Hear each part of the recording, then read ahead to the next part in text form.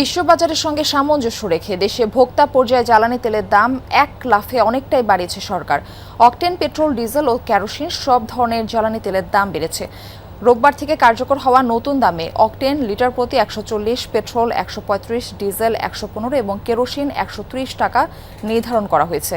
ঘোষণার সঙ্গে সঙ্গেই রাজধানীর বিভিন্ন পাম্পে নতুন দামে তেল বিক্রি শুরু হয়েছে। সিলন টি রপ্তানিতে শীর্ষে। দাম বাড়লেও কমেনি ভোগান্তি। রাত 12টার পর থেকেই নতুন দরে তেল বিক্রি শুরু হয় পাম্পগুলোতে।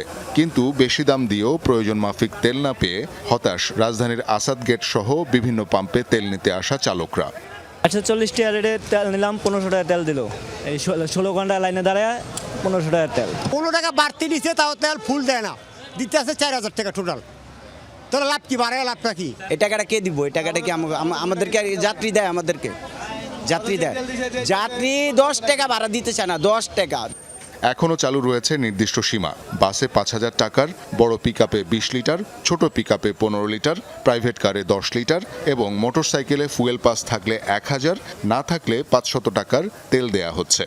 রাত 9টা বাজে সিরিয়াল দিছি, সকাল 7টা বাজে আপনি যদি সিরিয়াল দিয়ে গাড়ি না চালাতে পারেন আমরা কি করতে আইছি বলে? মাইরা ফেলান, আমাদের জ্বালাতে নেই গাড়ি, আমাদের মালিক মাইরা ফেলান, শ্রমিক মাইরা ফেলান। সে একটা পিকআপে 10 লিটার তেল দিবে, 10 লিটার তেল দিয়ে একটা পিকআপে 5 ঘন্টা কেউ দাঁড়ায়। তারা বলতে আছে 5 লিটার দিতে বললে, 15 লিটার বরাবর দিতে বললে, সে 15 লিটারও দিতে পারবে না। তাহলে আমরা কেন গাড়ি নিয়ে দাঁড়াইছি? চালকদের অভিযোগ, বর্তমানে যে তেল মজুদ রয়েছে তা আগের দামে কেনা, তবুও বাড়তি দামে বিক্রি করা হচ্ছে। তেল বাড়বে না, এটা আমরা সবাই জানি, বা এতে আমরা যে আসতেছি প্রত্যেকটা স্টেপে কিন্তু খরচ বৃদ্ধি পাবে, কিন্তু আমাদের ইনকাম কিন্তু বৃদ্ধি পাচ্ছে না, আমরা ঋণে জর্জরিত হয়ে যাচ্ছি। গভীর রাতেও পাম্পে লম্বা লাইন, অনেকেই সকাল থেকে আছেন অপেক্ষায়। চালকদের প্রত্যাশা দাম বাড়লেও যেন সরবরাহ স্বাভাবিক হয়, উঠিয়ে নেওয়া হয় রেশনিং ব্যবস্থা।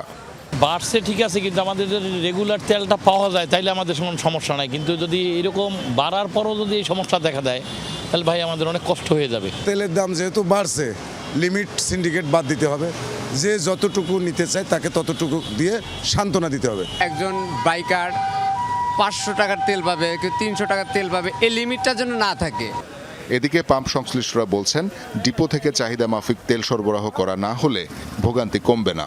ডিপো থেকে তো আমরা তেল কম পাচ্ছি, যদি আমরা বেশি পাইতাম তখন গ্রাহককে এই ভোগান্তিটা ভুগতে হইতো না। তেল লাগে 4 গাড়ি 5 গাড়ি, আমরা তেল দিচ্ছি 1 গাড়ি না, আমাদের তো দিচ্ছে না, আমাদের না দিলে আমরা কই থেকে দিব? জ্বালানি তেলের দাম বৃদ্ধি সরাসরি প্রভাব ফেলবে নিত্যপণ্যের বাজার ও পরিবহন ভাড়ায়, এমনটাই আশঙ্কা সাধারণ মানুষের।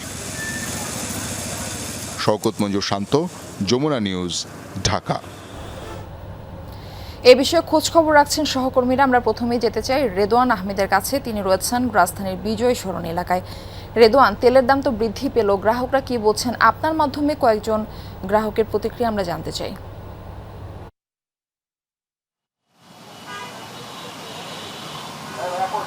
মারফি, তেলের দাম বৃদ্ধি পাওয়ার পরও কিন্তু এখনো পরিস্থিতি আগের মতোই রয়েছে। অর্থাৎ গত কয়েক সপ্তাহ ধরে আমরা যেটি জানাচ্ছিলাম যে দীর্ঘ সারি, দীর্ঘ লাইন, ভোগান্তি, আজকের পরিস্থিতিও কিন্তু ঠিক পরিবর্তন হয়নি। এখন পর্যন্ত আমরা আসার পথে দেখছিলাম যে মহাখালী পর্যন্ত পৌঁছে গেছে এই বিজয় সরণির যে ট্রাস্ট ফিলিং স্টেশনটি রয়েছে সেই স্টেশনের লাইন।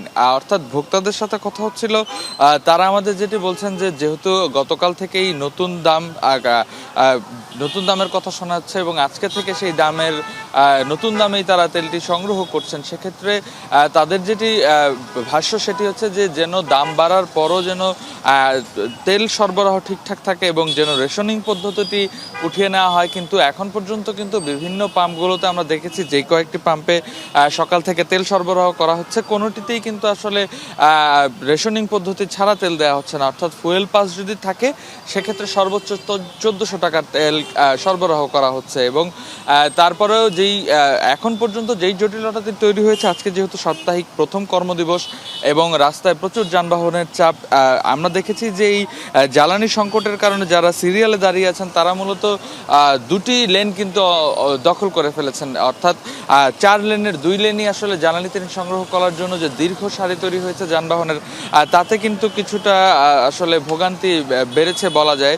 এবং আজকে রবিবার থেকে যে নতুন দাম সেটি হচ্ছে 20 টাকা বাড়িয়ে অকটেনের দাম হয়েছে 140 টাকা, আর পেট্রোলের দাম প্রতি লিটারে 19 টাকা বাড়িয়ে হয়েছে 135 টাকা, আর ডিজেলের দাম প্রতি লিটারে বাড়ানো হয়েছে 15 টাকা, অর্থাৎ ডিজেল বিক্রি হচ্ছে 115 টাকা করে। এবং আমরা পাম্পে আসার পরপরই দেখেছি যে সকাল থেকে বেশিরভাগ পাম্পেই কিন্তু তেল দেয়া হচ্ছে না, এবং যেই কয়েকটিতে দেয়া হচ্ছে সেগুলোতেও দেখা যাচ্ছে যে দীর্ঘ সারি যানবাহনের। এবং যারা ভোক্তারা রয়েছেন তারা ইতিমধ্যে বলছেন যে যেহেতু তেলের দাম বৃদ্ধি করা হয়েছে, সুতরাং এই পরিস্থিতিতে কিন্তু যার যেই প্রয়োজন অনুযায়ী তেল দেওয়া উচিত, এবং প্রয়োজনীয় জ্বালানিটুকু পেলে তারা হয়তো এই দীর্ঘ লাইনে আর কষ্ট করতে হবে না বলে তারা আমাদেরকে জানিয়েছেন। ইতিমধ্যেই দেখতে পাচ্ছেন যে গ্রাহকরা কিন্তু ফুয়েল পাসের মাধ্যমে তাদের সেই জ্বালানিটুকু সংগ্রহ করছেন, এবং তাতে করে এখন পর্যন্ত দেখতে পাচ্ছি যে লাইনগুলো কিন্তু এই পাম্প ছাড়িয়ে দীর্ঘ সারি অর্থাৎ কয়েক কিলোমিটার পর্যন্ত ছাড়িয়ে গেছে। মারফি। রেদওয়ান, ধন্যবাদ যুক্ত হবার জন্য।